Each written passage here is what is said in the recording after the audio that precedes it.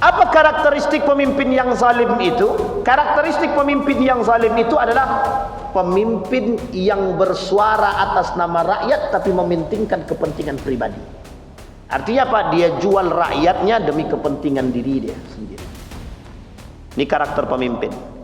Menjual rakyat demi kepentingan. Kami naik atas nama rakyat. Bismillah, takbir, Allahu Akbar.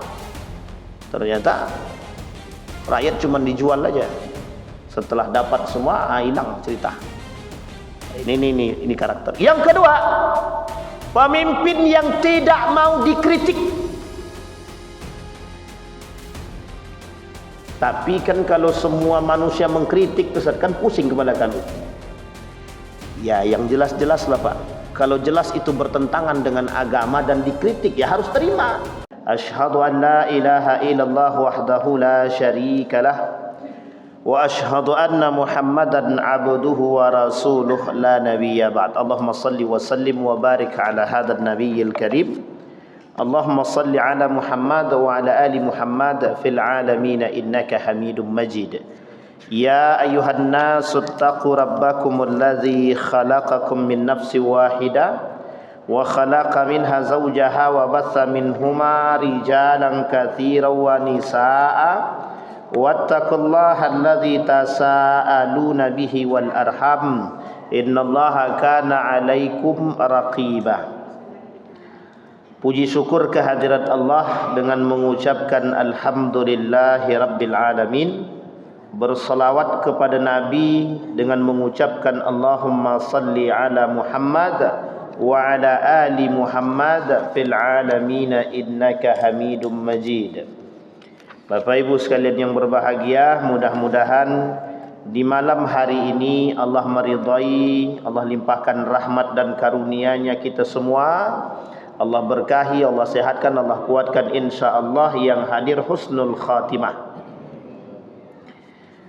Untuk orang tua kita yang telah mendahului, Allah tempatkan di tempat terbaik di sisinya. Allah terima amal ibadahnya. Allah kumpulkan bersama orang-orang yang soleh.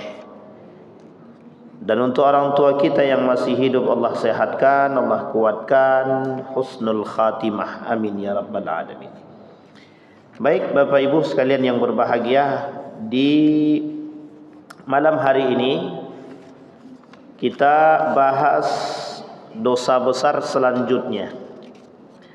Baik, di malam hari ini kita coba membahas satu ayat di dalam Al-Quran tentang ghasyal imam ar-ra'iyata wa zulmuhu lahum. Ini hadis, ini bukan hadis, judul. Dosa besar selanjutnya itu adalah yang ke-16. Tipu daya pemimpin atau pemimpin yang menipu rakyatnya dan kezaliman bagi mereka. Wa zulmuhu lahum. Kata Allah di dalam Al-Quran, innamas sabilu 'alal ladzina yazlimuna an-nasa wa yabghuna fil ardi bighairil haqq ulaika lahum 'adzabun alim. Kata Allah, innama as-sabil, adapun jalan, 'alal ladzina yazlimuna an-nasa, yang jalan tersebut digunakan untuk melakukan kezaliman terhadap manusia. Wa yabghuna fil ardi bighairil haqq, mereka melakukan itu tanpa ada kebenaran. Ulaika lahum adzabun alim, kata Allah, bagi mereka azab yang sangat pedih. Ini ayatnya. Di dalam ayat yang lain Allah berkata, wala tahsabannallaha ghafilan amma ya'maluz zalimuna innama yuakhiruhum liyaumin taskhasu fihi al-absar muhti'ina muqni'i ru'usihim la yartaddu ilaihim tarfuhum wa afidatuhum hawa'un. Dalam ayat yang lain Allah kata, wa qala Allah Ta'ala wa sayalamul ladzina zalamu ayyamunqalabin yanqalibu. Wa qala Allah Ta'ala kanu la yatanahawna 'an munkarin fa'aluhu labi'sa ma kanu yaf'alun. Kata Allah, akan mereka ketahui perbuatan-perbuatan kezaliman yang mereka lakukan, dan nanti akan saling berbalik. Dan tidak ada yang melarang perbuatan-perbuatan mereka daripada kemungkaran tersebut. Apa yang mereka lakukan, perhatikan kata Allah, labi'sa ma kanu yaf'alun, seburuk-buruknya perbuatan yang telah mereka lakukan. Tapi ingat kata Allah, kami tak akan lalai dari perbuatan-perbuatan kezaliman yang mereka lakukan kata Allah. Tapi ingat kata Allah, kami akhirkan azab itu bagi mereka. Baik Bapak Ibu sekalian yang berbahagia, dari ayat yang pertama kita coba mengkaji idnamas sabil. Ada jalan-jalan yang dilakukan oleh para pemimpin penguasa untuk menzalimi orang-orang, termasuk masyarakat ataupun rakyatnya, dan mereka lakukan perbuatan-perbuatan yang tidak benar. Tujuannya adalah untuk mendapatkan keuntungan dunia. Itu jelas. Maka kata Allah, bagi mereka azab yang sangat pedih. Nah, sekarang yang kita ingin lihat adalah apa saja jalan kezaliman itu. Sebelum ke sana, mengapa Allah begitu keras terhadap orang-orang yang melakukan kezaliman? Sekarang kita kesampingkan dulu pemimpinnya, tapi kita ambil kalimatnya yazlimun, zalim. Di dalam ayat yang lain Allah melarang, jangan ada di antara umat manusia yang saling menyakiti, menzalimi, atau saling menzalimi antara satu dengan yang lain. Fala tazalamu, jangan saling menyakiti, jangan saling menzalimi. Bapak Ibu sekalian yang berbahagia, zalim ini sederhana banget. Ini saya ambil contoh kezaliman yang sederhana. Bapak Ibu menyebutkan atau menyebarkan aib orang lain, aib siapapun, itu kezaliman. Kenapa dikatakan kezaliman? Kita sedang merusak nama baik orang. Merusak nama baik orang ini ada dua hal. Yang pertama, menebarkan isu negatif. Yang kedua, kita sedang melakukan atau mematikan karakter orang. Nah, ini berat yang seperti ini. Jadi pembunuhan itu bukan hanya sekedar dengan pisau saja. Yang paling menyakitkan itu pembunuhan karakter. Contohnya adalah seperti kasus Tom Lembong gitu. Itu pembunuhan karakter. Orang yang tak bersalah dituduh bersalah, itu pembunuhan karakter. Apalagi ditambah para saksi-saksi yang mohon maaf kalau mereka dusta, oh itu lebih parah lagi. Tapi alhamdulillah kan selesai.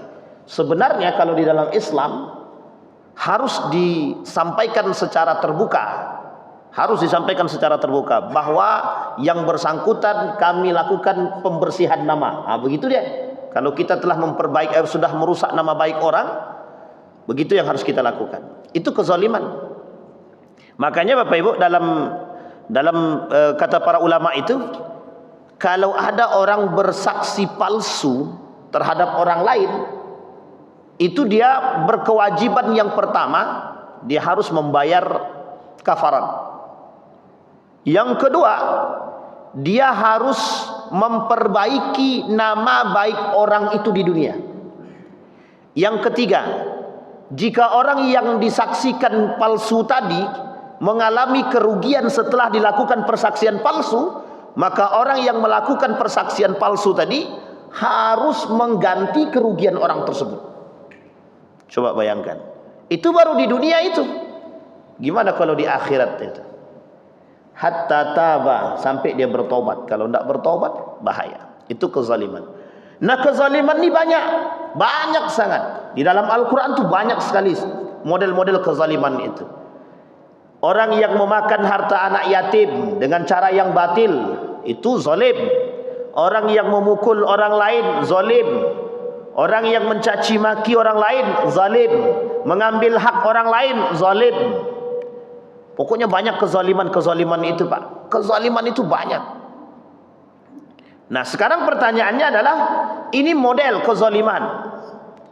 Apakah ada kezaliman-kezaliman yang lain yang dilakukan oleh manusia? Banyak. Artinya adalah kezaliman itu sesuatu yang kita buat terhadap orang lain dan merugikan orang lain, itu zalim. Yang kita buat terhadap orang lain dan menzalimi mereka dan merugikan mereka, itu kezaliman. Kita ambil contoh penjual. Kita ambil contoh penjual. Dia jualan. Yang dia jual adalah sendal kiri dan kanan. Yang kiri ukuran 40, yang kiri ukuran 39. Kan merugikan salah satu pihak nih. Untung di penjual kalau ada yang mau beli, rugi di pembeli. Maka penjualnya telah berbuat zalim terhadap pembeli. Contoh lain. Orang yang membeli barang lewat online. Barang yang dibeli fotonya bagusnya bukan main. Terkira setelah sampai ada kurang sikit. Misal contoh Bapak Ibu beli tas. Misalkan beli tas, ini contoh saja. Dalam tas itu tas untuk ASI. Di dalam tas itu ada es jelly. Jadi ada tas esnya gitu. Untuk bisa dimasukkan es dan bisa bertahan gitu. Ternyata tidak ada. Dalam penyampaiannya, di deskripsinya disampaikan semua. Barang sampai, ternyata barang itu tak ada. Es jelinya nggak ada misalkan. Contoh. Maka klarifikasi dulu. Kalau mereka bilang memang tidak ada, berarti tandanya mereka menipu. Dan itu zalim. Tipu daya zalim. Yang dimaling zalim, yang dikorupsi zalim, mereka yang korupsi zalim, mereka yang maling zalim, merampok zalim, membunuh zalim, menyakiti zalim. Jadi tak ada yang tak zalim. Maka Bapak Ibu, kalau kita lihat sekarang ini, kalau dari model-model kezaliman itu yang disebut dengan kezaliman, maka manusia ini tidak bisa lepas dari kezaliman. Tidak bisa lepas. Hampir kita ni tak bisa lepas daripada kezaliman. Maka kita perlu, Pak, ada satu hal yang harus kita lakukan. Apa itu? Harus berhati-hati berjalan, biar kita tidak menzalimi. Itu terhadap manusia, belum lagi terhadap binatang, belum lagi terhadap yang lain. Nah, sekarang perhatikan baik-baik. Apa kata Nabi faktor kezaliman? Apa kata Nabi konsekuensi dari kezaliman itu? Orang yang melakukan kezaliman, kata Nabi, terhadap manusia, maka mereka harus menyelesaikan urusan mereka di dunia. Harus, Pak, diselesaikan di dunia. Berhutang. Tak mau bayar hutang, zalim tak tuh? Berhutang mau. Nah, ini penyakit orang kita sekarang nih. Berhutang cepat, mengembalikan lambat. Itu penyakit tuh kalau udah kayak gitu tuh. Berat sekali mengembalikan itu. Kalau berhutang cepatnya bukan main. Orang berhutang tapi kemudian tidak mau mengembalikan, zalim dia kepada orang lain.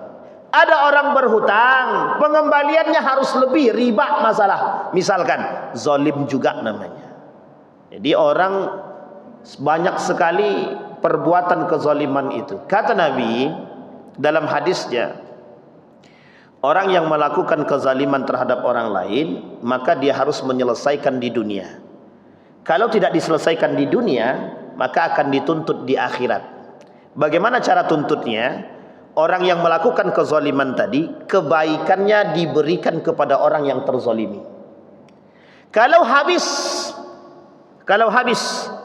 kebaikan orang yang menzalimi tadi, maka keburukan orang yang terzalimi diberikan kepada orang yang menzalimi. Inilah bahasa Nabi dalam hadisnya dalam kitab Riyadhus Shalihin, itu dikatakan orang yang bangkrut.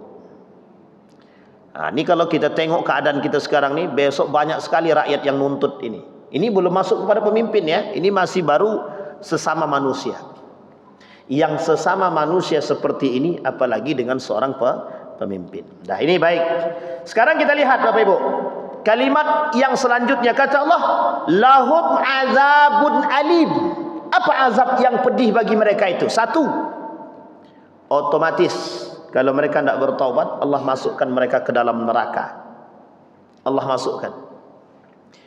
Kalau mereka melakukan perbuatan, tergantung pada perbuatannya Pak, kezalimannya apa yang mereka lakukan.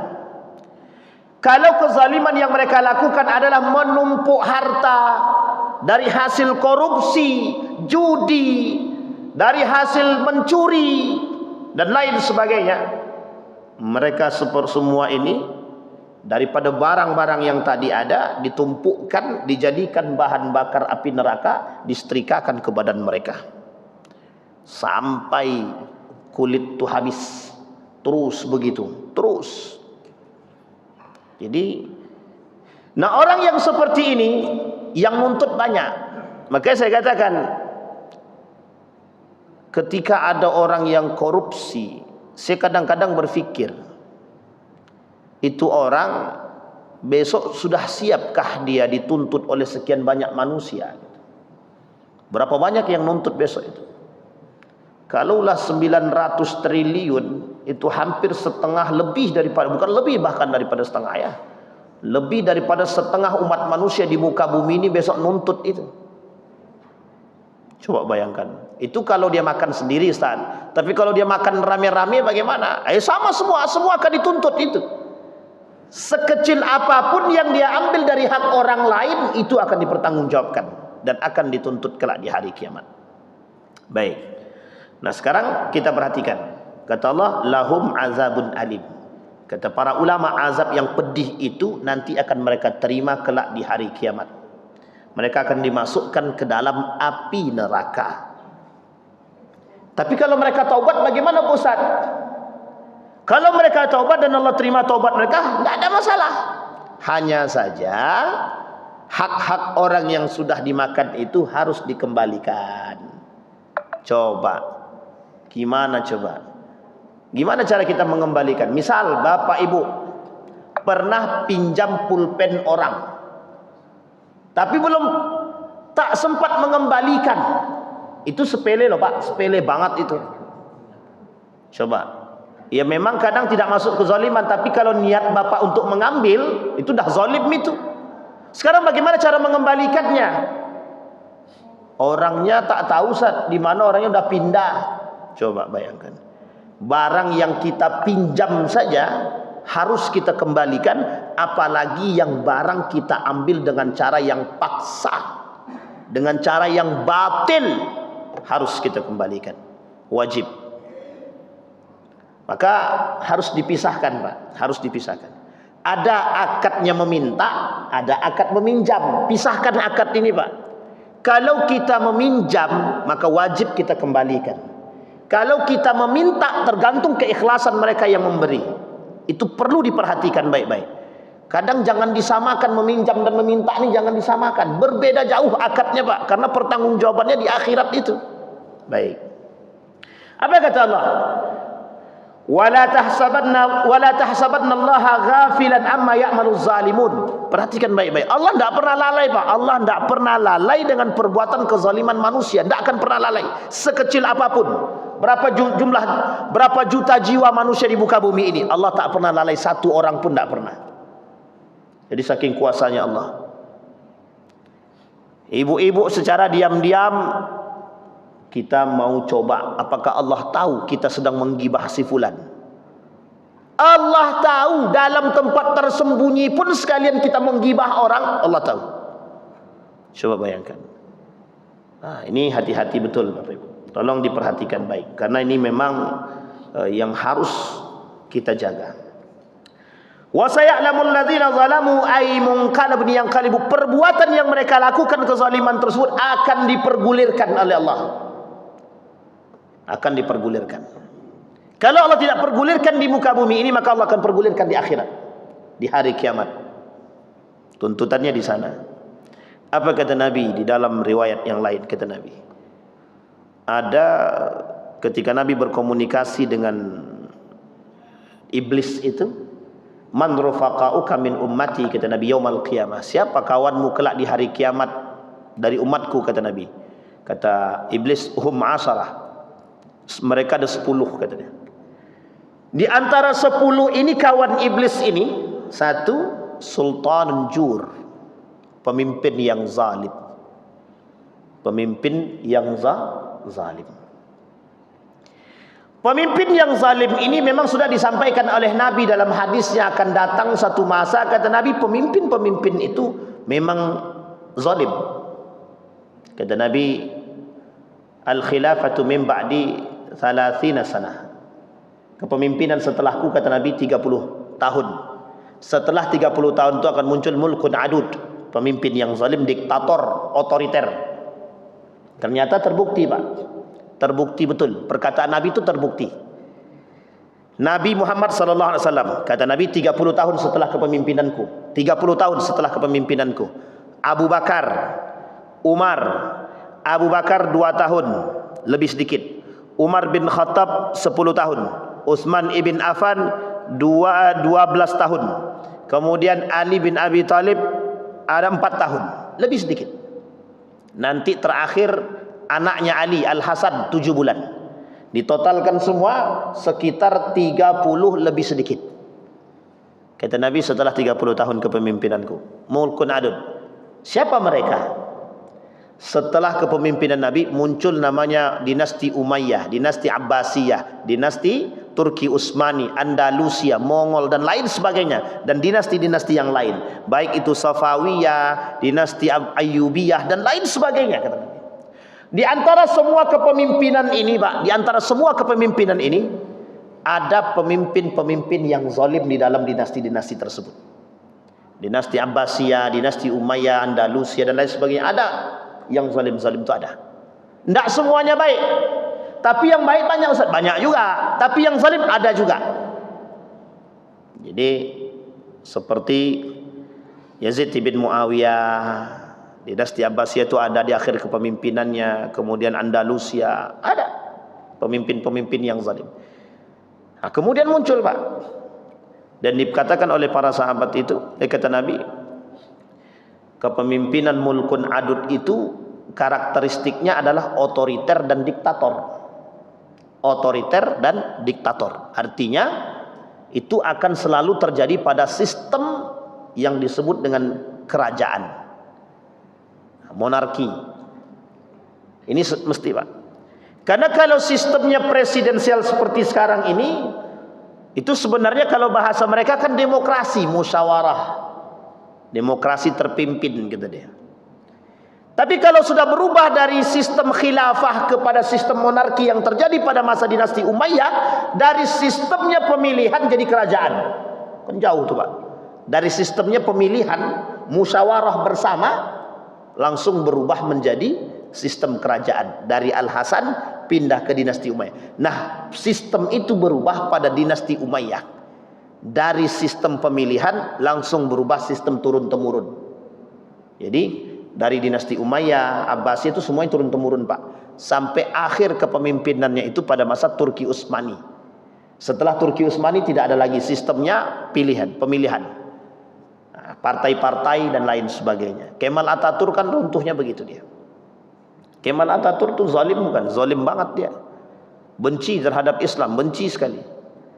Tapi ingat, bagi orang Turki, Kemal Atatürk itu adalah pahlawan. Kenapa begitu? Di akhir kepemimpinan Turki Utsmani itu, semua negara membenci Islam itu, membenci Turki. Hanya Kemal Atatürk yang bertahan dalam membela. Makanya sampai masih ada Turki itu Kemal Atatürk yang membela, yang bertahan. Di antara semuanya yang berada di sekeliling para pemerintah itu, yang bekerja sama dengan luar, Kemal Atatürk yang memegang kendali itu, dan Kemal Atatürk yang mempertahankan itu daripada campur tangan negara asing untuk mengambil alih daripada Turki tersebut. Makanya bagi orang Turki, Kemal Atatürk itu pahlawan. Jangan salah, Pak. Cuma bagi kita, karena kebenciannya terhadap Islam itu, kebencian dia terhadap terhadap Islam. Nah, mungkin itu yang menjadi alasan kenapa beberapa presiden kita kagum dengan Kemal Atatürk. Satu di antaranya Soekarno. Soekarno tuh kagum dia dengan Kemal Atatürk, termasuk Prabowo kan. Itu kagum dengan Kemal Atatürk pada aspek itu. Karena membela negara seperti apa yang dilakukan, apa yang disampaikan oleh presidennya Turki terhadap Turki itu sendiri. Jadi ada dua sisi yang harus dipahami. Nah, kembali kepada poin tadi. Kata Nabi, rufaqa, orang-orang yang menjadi poinnya adalah, kata Nabi, salah satu di antara 10 kawan iblis itu adalah pemimpin yang zalim. Dalam hadis lain Nabi bilang begini, kata Nabi, ada 6 golongan yang masuk neraka tanpa hisab, qablal hisab. Siapa mereka? Satu di antara 6 itu pemimpin zalim juga. Sultanun bil juri, pemimpin yang zalim. Apa karakteristik pemimpin yang zalim itu? Karakteristik pemimpin yang zalim itu adalah pemimpin yang bersuara atas nama rakyat tapi mementingkan kepentingan pribadi. Artinya apa? Dia jual rakyatnya demi kepentingan diri dia sendiri. Ini karakter pemimpin. Menjual rakyat demi kepentingan. Kami naik atas nama rakyat. Bismillah, takbir, Allahu Akbar. Ternyata rakyat cuma dijual aja. Setelah dapat semua, hilang cerita. Ini karakter. Yang kedua, pemimpin yang tidak mau dikritik. Tapi kan kalau semua manusia mengkritik, Ustaz, kan pusing kepala kami. Ya, yang jelas-jelas lah Pak. Kalau jelas itu bertentangan dengan agama dan dikritik, ya harus terima. Umar bin Khattab bilang begini. Datang 3 pendeta kepada Umar bin Khattab. Ditanya tentang 5 pertanyaan. 10 pertanyaan. Kata Umar bin Khattab, tidak ada malunya ketika saya tidak malu, kata Umar bin Khattab, untuk mengatakan saya tidak tahu, katanya. Tiba-tiba ada seorang sahabat itu yang kemudian berlari memanggil Ali bin Abi Thalib. Ini di Madinah nih kejadiannya. Di Madinah dipanggil ke rumah Ali bin Abi Thalib, tolong Islam dalam keadaan sedang tidak baik-baik saja. Datang Ali bin Abi Thalib, dijawab semua sama Ali pertanyaan yang 10 itu. Apa kata Umar bin Khattab kepada Ali bin Abi Thalib? Kalau masalah perang, ayo duet kita. Tapi kalau masalah ilmu, ini ahlinya. Jadi Umar bin Khattab sendiri orang yang sangat siap menerima kritikan. Ketika anaknya Ibnu Umar diminta oleh para sahabat untuk menggantikan Umar bin Khattab. Umar dalam kondisi yang sedang tidak baik. Ketika dibunuh itu Abu Lu'lu'ah itu, ketika Umar dalam keadaan seperti itu, apa kata Umar? Silahkan kalian bermusyawarah. Ini Umar sudah punya firasat nggak baik. Kata Umar, silahkan kalian bermusyawarah, cari pemimpin setelahku. Dan Umar perintahkan kepada para sahabat yang masih hidup ketika itu. Dimasukkanlah oleh mereka ini nama Ibnu Umar. Spontan Umar bilang, coret nama dia. Aku tidak mau fitnah seperti ini. Cukup ini yang pertama dan terakhir bagi diri keluarga Umar, kata dia. Nah, coba bayangkan saking ininya. Umar bin Khattab, Nabi saja pernah dikritik. Nabi, kata Khalid bin Walid, kata Nabi, kita bertenda di sini aja lah. Kata Khalid, di situ ada wadi. Wadi itu ada kayak waduk, ada air di situ. Kalau kita bertenda di sini, sementara musuh bertenda di waduk, kita kalah Nabi, kata Khalid bin Walid. Jadi Nabi, Pak. Lah ini bukan Nabi, sahabat bukan, Nabi, bukan tabi'in, bukan ulama pun bukan. Dikritik, malah kita yang dihabisin. Jadi kadang-kadang, cuma Bapak Ibu mengkritik pemerintah itu ada 2 hal. Kata para ulama, satu dengan cara yang lembut, yang kedua boleh dengan cara yang tegas. Nah, mengkritik pemerintah boleh dengan cara yang tegas dan di depan umum jika memang tidak didengar. Itu boleh. Jadi kata para ulama itu, ada tipe ulama yang mengkritik pemerintah, pemimpin itu dengan cara yang lembut, ada. Tapi kalau tidak mau, boleh kita mengkritik dengan tegas. Yang penting itu benar. Jangan mengkritik tapi mohon maaf, ugal-ugalan dan tidak ada kebenaran. Ini masalah itu. Sampai di sini paham ya Bapak Ibu ya? Baik. Maka kita boleh. Nah, kembali kepada poin tadi. Kata Nabi dalam hadisnya, ada 6 golongan yang masuk neraka tanpa hisab. Satu di antaranya adalah pemimpin yang zalim. Tapi Rasulullah SAW dalam hadisnya mengatakan, pemimpin yang adil justru pemimpin yang mendapatkan naungan di hari kiamat. Jadi ada 7 golongan yang mendapatkan naungan. Yauma la zilla illa zilluh, kata Nabi. Satu di antaranya adalah pemimpin yang adil, imamun adil. Sekarang pertanyaannya adalah, bagaimana karakteristik pemimpin yang adil? Salah satu di antaranya kebalikan daripada pemimpin yang zalim. Tidak otoriter, ya, tidak diktator, bisa menerima, bijaksana, dan mau menerima atau mau berdiskusi atau mau meminta fatwa daripada para ulama. Itu penting, Pak. Karena kalau pemimpin tidak mau mengambil atau meminta fatwa kepada para ulama, bisa dipastikan pemimpin tersebut tidak menghormati ulama. Kalau pemimpin tidak menghormati ulama, bisa dipastikan karakteristik daripada pemimpin yang zalim. Baik. Sampai di sini bisa dipahami Bapak Ibu ya. Jangan pula dikait-kaitkan.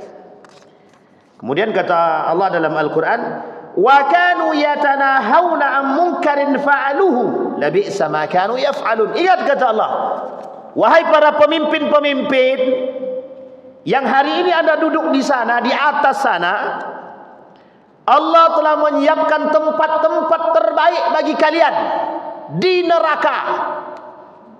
Labi'sa ma yaf'alun, kata Allah. Itu sebaik-baiknya, seburuk-buruknya perbuatan yang telah kalian buat, kata Allah. Ini mudah-mudahan didengar sama mereka, Pak. Jadi mudah-mudahan ini meskipun tidak live streaming, tapi ini ada satu yang live ya. Mudah-mudahan didengar. Biar didengar, Pak.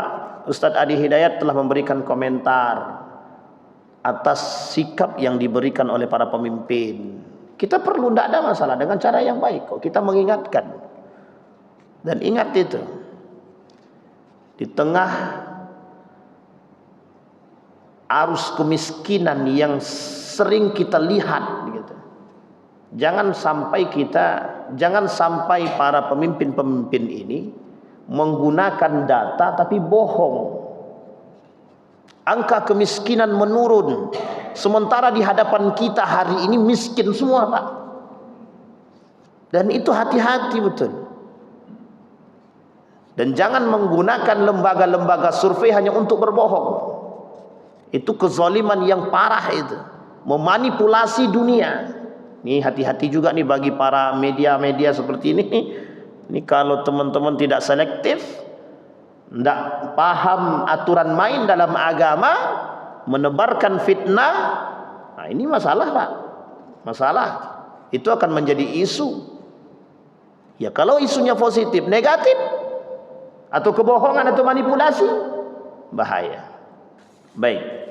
Apa kata baginda Nabi Muhammad sallallahu alaihi wasallam? Walamma ba'atha Rasulullah sallallahu alaihi wasallam Mu'adzan radhiyallahu anhu ila al-Yaman, qala iyyaka wa qara'im amwalihim wattaqi da'watal mazlum fa innaha laysa bainaha wa bainallahu hijab. Apa kata Nabi ketika mengutus Mu'adz bin Jabal ke Yaman? Diutus sama Nabi. Kata Mu'adz kepada Nabi, harus engkau jaga dirimu. Iyyaka wa kara'im amwalihim. Jauhi olehmu atas merampas harta orang. Satu. Yang kedua, wattaqu da'watal mazlum. Jauhi olehmu dakwah dengan cara yang zalim, dengan cara yang mungkar. Berdakwah saja tidak boleh dengan cara yang mungkar, yang zalim. Apa kata Nabi? fa innaha laisa bainaha wa bainallahi hijab. Kalau ada orang yang melakukan, dosanya langsung sampai pada Allah dan Allah tahu itu, habis. Tidak ada hijabnya sama sekali. Nah, begitu juga sebaliknya Pak. Kalau dia berdoa, berdakwah kepada Allah, orang-orang yang seperti ini berdakwah, kemudian dia berdakwah dengan cara yang baik, laisa bainahu wa bainallahi hijab. Tidak ada juga batas dia. Allah itu hijab ketika dia meminta kepada Allah, Allah kabulkan. Tapi ingat, ketika orang terzolimi, kata Allah, orang yang terzolimi. Makanya saya katakan kepada Bapak Ibu semua, andai kata semua umat muslim di muka bumi ini, di Indonesia ini, merasa terzalimi dan berdoa kepada Allah, hati-hati. Da'watul mazlum la turad. Doanya orang yang terzalimi tidak akan pernah ditolak oleh Allah. Tidak ada hijabnya antara orang terzalimi dengan Allah, itu tidak ada hijab Pak. Jadi Bapak Ibu, itu tugas kita bersama. Nah, kita berharap daripada pemimpin-pemimpin kita, kebetulan sekarang ini, bukan kebetulan, alhamdulillah, satu rezeki, banyak daripada anggota-anggota dewan kita sekarang ini yang juga sebagai seorang dai, asatid dan ulama. Dan kita berharap dengan peran mereka yang di sana bisa membisikkan secara langsung kepada para pemimpin-pemimpin itu dan memberikan peringatan. Kalau sempat Allah yang memberikan peringatan, Allah habisi Pak. Allah habisi. Apa contohnya? Bashar Asad. Contoh kezaliman yang dilakukan oleh Bashar Asad. Para tentara-tentara itu dalam fatwanya mereka tidak wajib sholat.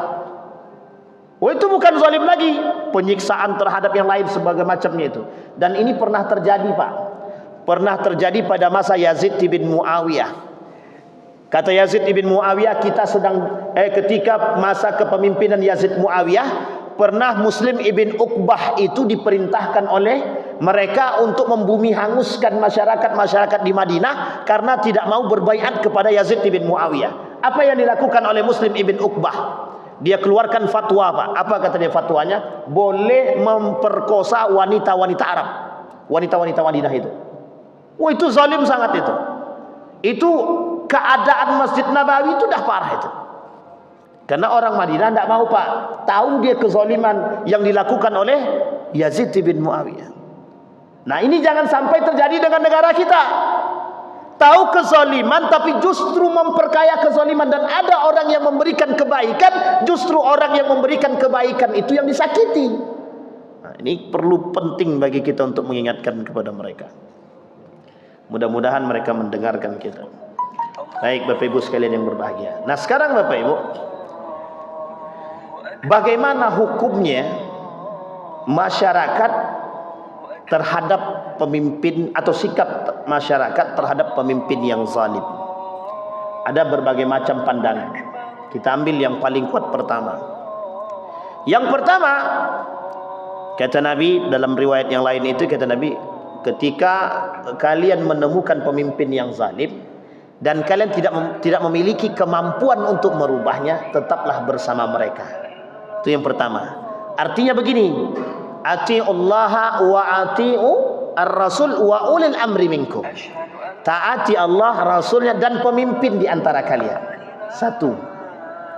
Ini dipahami oleh teman-teman yang bermadhabkan Imam Ahmad bin Hanbal. Mereka tetap akan mentaat kepada pemimpin sekalipun zalim. Yang kedua, boleh mengkritik pemimpin yang zalim, boleh, dengan catatan mengkritik dengan cara yang baik.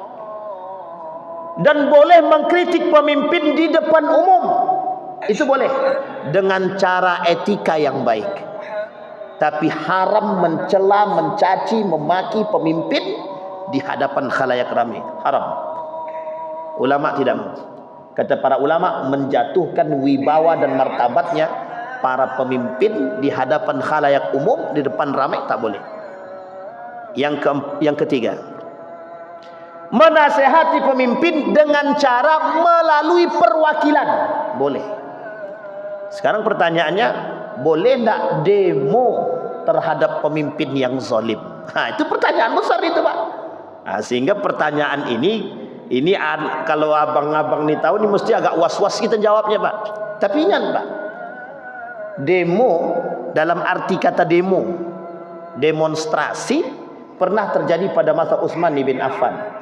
Utsman ibn Affan dituduh pemimpin yang nepotisme, zalim dan banyak tuduhannya, fitnahnya dilakukan terhadap Utsman ibn Affan, yang berakibat pada meninggalnya Utsman ibn Affan dalam demonstrasi tersebut, Pak. Maka sebagian para ulama mengatakan haram melakukan demo terhadap pemimpin dengan cara yang brutal, Tapi sebagian yang lain ada yang membenarkan demo dengan cara yang ma'ruf dalam rangka menuturkan aspirasi, dibenarkan. Pernah dilakukan? Pernah. Pada masa khilafah Turki Utsmani, pada masa khilafah dinasti Abbasiyah, pernah terjadi. Bukan tak pernah terjadi. Ini kalau kita rujuk kepada sejarah, apa yang pernah diperbuat semua ada. Semua ada. Dan ini penting bagi kita. Artinya apa? Ketika demonstrasi dilakukan dengan cara yang ma'ruf, kata para ulama, itu dibenarkan. Tapi dengan cara yang brutal, itu yang diharamkan. Maka Bapak Ibu sekalian yang berbahagia, berarti kami boleh ikut demo Pak Ustaz. Ya kalau mau ikut, tapi dengan cara yang baik. Dalam kata, tapi kalau kami demo bawa senjata untuk membunuh orang, bagaimana Pak Ustaz? Itu ya tidak dibenarkan. Tidak dibenarkan. Sampai di sini paham Bapak Ibu ya? Bahkan Nabi saja dalam berperang itu ada seorang sahabat Nabi yang sudah bersama Nabi, ada orang yang ingin membunuh Nabi. Nah, sahabat Nabi ini tadi sudah bawa pedang. Karena dia ingin membunuh Nabi, dia duluan. Ketika ingin membunuh, dia bersyahadat langsung, asyhadu an la ilaha illallah. Kata Nabi, kemudian dia tebas saja. Langsung ditebasnya, Pak. Langsung ditebasnya. Kata Nabi, mengapa engkau bunuh dia?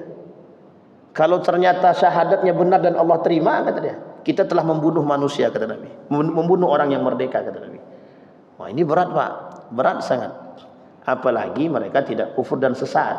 Apalagi mereka tidak kafir, apalagi mereka umat muslim.